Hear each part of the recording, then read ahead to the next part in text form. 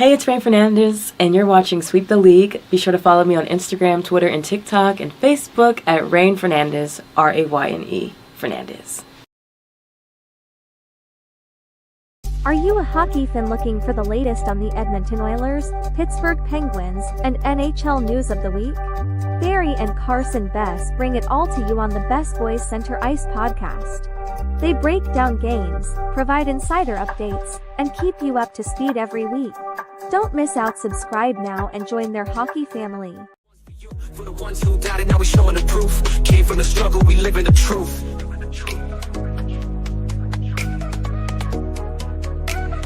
STL Music. Yeah, challenges come, but we here to stay. Built from the dirt, now we paving the way. Had a bad day, but this life ain't bad. Sweep Unplugged. Sweep Unplugged. Exclusive interviews with Rudy and the crew. Let's go.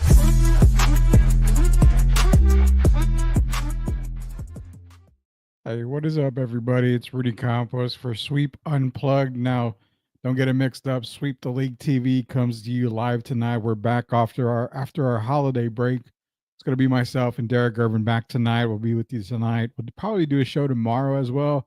Take Wednesday off. Obviously, it's New Year's Day. Who knows? Maybe we'll come back anyway. But we're also going to be back Thursday and Friday. This is kind of a test run. We're trying something new here on Sweep Unplugged and also with Sweep the League TV. We know you can download videos and all that stuff, so we kind of want to do a little bit of content for everybody out there, and just want to show y'all a little bit here. Again, this is just a test. We're testing some live stuff here, so just bear with us. But again, the regular Sweep the League TV does come back tonight at 9:00. It's myself, Derek Irvin. Like I said before, Coach Joe is going to be back with us here pretty soon, so bear with us. We're trying to get everybody getting ready for the new year. We got a lot of big things coming. Talking to our producers and everything else. You've got Refocus Network that is growing. We've got Sweep the League TV, Best Boys Podcast, just giving you guys an update of what we're planning to do. It's getting big. The network that we've put together for you guys is getting big. We've already expecting 2025 to be pretty massive. When it all kicks off, we'll let you know. The best way to know about it is to go to our YouTube page, search Sweep the League TV, be a subscriber on it. Thank you for all 1,200 plus people that have subscribed to us. We haven't even been on the air for over a year for the YouTube page. So I appreciate everybody joining us. Again, go to YouTube, search Sweep the League TV, hit that subscribe button. That way you're caught up with everything that we're doing. 2025 is going to start off great for us. We've got a lot of new stuff coming out. So be sure to be a subscriber to it. We've got a lot of stuff as well, tickets and everything. We've got a sports card show coming up this weekend that we're probably going to be a part of. We'll be there in person, myself and probably Derek Irvin as well. So again, this is just kind of a test. Regular Sweep the League TV comes back tonight. Myself and Derek, we're coming back tonight. We're going to be talking a lot of stuff to you guys. We've kind of obviously been on vacation here for a little bit, so Mike Brown being fired. We got Mike Malone's reaction to that. We're going to discuss that. De'Aaron Fox to SA to Houston, those types of rumors. Of course, you got the Michael Parsons video clip and all that stuff that's going on.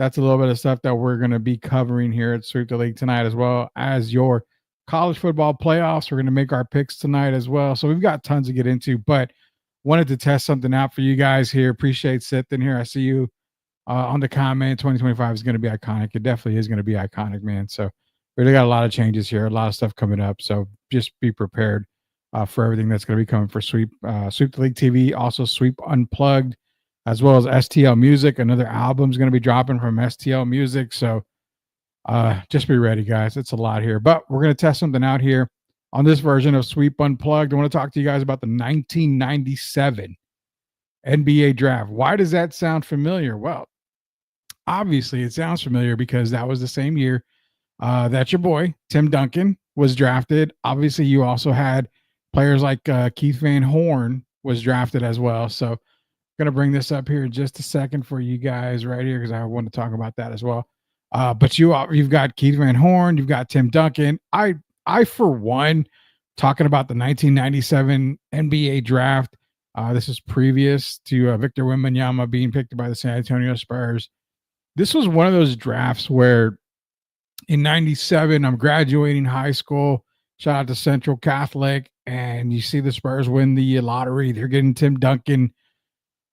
I'm glad I wasn't the only guy who believed something. Shout out to Jeff Perlman. Jeff Perlman's a great follow on TikTok. I love the stuff that he's done, written. I love his videos. If you haven't followed him, go follow him on TikTok. I'm going to try to get him on the show with Derek and myself because he has a lot of great stories, a lot of great NBA stories, collegiate stories. They're just amazing. But one of the things he talks about was Keith Van Horn, player from Utah. Everybody remembers Keith Van Horn. He felt like Keith Van Horn would have been the best player in this draft. And we're talking about over Tim Duncan. He would revitalize, revolutionize the game and everything. You know what? Before we go on anymore, I'm going to let Jeff Perlman do it himself here. You guys let me know if you're able to hear this because this is the test right here that we're trying to do. So be sure to let me know if you hear this, guys. 1997 NBA draft. The New Jersey Nets, my favorite team, my boyhood team, the team that brought us Dennis Hobson and Pearl Washington and Darryl Dawkins and Michael Corrin and Darwin Cook. My New Jersey Nets wind up trading for the second overall pick in the draft, Keith Van Horn out of Utah. And I am convinced that Keith Van Horn is going to be a freaking star. He's a small forward / power forward. He's about 6'10". He can handle. He can shoot from the outside. I am all about Keith Van Horn. And I really think this is going to be a franchise-changing selection. They got him. The Sixers drafted number 2 overall. They made a swap, blah, blah, blah. They get Keith Van Horn. And I'm like, this is it. This is the best move in New Jersey Nets history. And this is a franchise that drafted Derek Coleman, Kenny Anderson, traded for Drazen Petrovic, obviously had Dr. J. This is the best move. And Keith Van Horn, as an NBA player, especially his 5 years in New Jersey, is good. Nets make 2 finals. They get killed in both, but they make 2 finals. Van Horn's a really good player. And he averages for his career over 10 seasons, 16 points a game. He's good. But the number 1 pick in that draft was Tim Duncan. And I honestly thought Keith Van Horn was going to be a far superior NBA player to Tim Duncan. And Tim Duncan, he's on the list among the greatest forwards of all time. And Keith Van Horn is a relatively forgotten NBA player. And the problem with Van Horn in hindsight was he was defensively limited, not as explosive as I thought he would be. A great outside shooter, but just limited, very limited. And he gave the Nets some life. But if your second best player was Keith Van Horn, you were in trouble. And the Nets, mostly their second best player was Keith Van Horn. Yeah, so that's the reason why I was talking about this. I wanted to test the video out to see if the video was working fine for you guys out there. Seems like it was working good. But the Keith Van Horn thing, the 1997 NBA draft, why are we talking about draft? Because myself and Derek, we like going back into the vault and talking about older players, and that's something that we're going to do frequently here. Now that we are able to adapt to or put the videos in there for you guys to listen and all that great stuff. But if you go down that 97 draft, that produced 3 Hall of Famers and Tim Duncan, Chauncey Billups, Tracy McGrady. You had guys that turned out to be great role players. Obviously, Keith Van Horn was a great role player. Those New Jersey Nets teams, what was it? Van Horn and Kidd, they made it to a couple of finals. Antonio Daniels was the 4th pick for the Vancouver Grizzlies at the time. You guys know him in San Antonio, former San Antonio Spur. Antonio Daniels, now he's on the broadcast with the New Orleans Pelicans. But you also had guys that were great. Well, I hate to use the word great. They were really good, and some were great role players. I mean, some guys that you can mention that were great role players in 97 for that draft. Tim Thomas was a good role player. Ron Mercer was a good player. Tony Battie, good role player. You had guys like a Donald Foyle. I mean, the first 9 picks were all relevant in the NBA. I mean, Danny Fortson was the 10th pick out of Cincinnati. Fortson was a name out of Cincinnati. I mean, Cincinnati's produced a lot of good NBA players. You're talking about Nick Van Exel. James White was a decent NBA player. I used to be a huge Steve Logan fan. He never made it to the league, But if you guys remember Cincinnati Bearcat basketball, Steve Logan was a name that I really like Steve Logan's game coming up. He's just very undersized. But you also had guys like Austin Crocier, Derek Anderson, Maurice Taylor was another guy that could definitely ball. Kelvin Cato was another guy, if I'm trying to remember offhand. This team, Scott Pollard, this draft produced some good NBA players. And I think it's one of the drafts in 97 that's a little bit underrated. One of the drafts in 99. I want to cover the 99 draft because that was the ultimate. That was a draft that got zero love. Was some people refer to it as the absolute worst draft in NBA history, but the 99 draft produced a lot of role players that, made a huge difference in my opinion. So I don't think it was as bad. It just didn't have the star power, the generational talents, or the future Hall of Famers or anything like that people would think it would have produced. But we'll get into those later on. But again, this one, you had guys, even Bobby Jackson out of Minnesota. You guys remember him from Sacramento King days when they were going through their run. So there was a lot of good guys in this 97 draft. I believe Jock Vaughn was in that draft. I think he was drafted by Utah at the end of there. So you've got a lot of guys that came in to this draft. I think second rounders, if I'm not mistaken. I'm going through a couple. I had to bring it up here with a couple lists for the second rounders, but Mark Jackson, Steven Jackson, Spurs guys, you remember Steven Jackson, obviously. He was a second round pick in there. Also a guy that you've got to know basketball. If you know basketball, you definitely know this guy. God Shamgod out of Providence was a second round pick. Another guy at the point guard position. When you're talking about point guards, legends at the point guard position, God Shamgod is another guy that you've got to give credit to. So shout out to the 97 NBA draft. I'll shout out to Jeff Pearlman too, talking about Keith Van Horn. I was one guy, to be honest with you. I'm in 1997. I'm, just graduating high school. I knew how good Tim Duncan was. I knew when the Spurs won the first, the lottery, that they were going to get Tim Duncan. But if you remember, the Spurs weren't the odds-on favorite to win the lottery. I believe they were the third best option to win the lottery.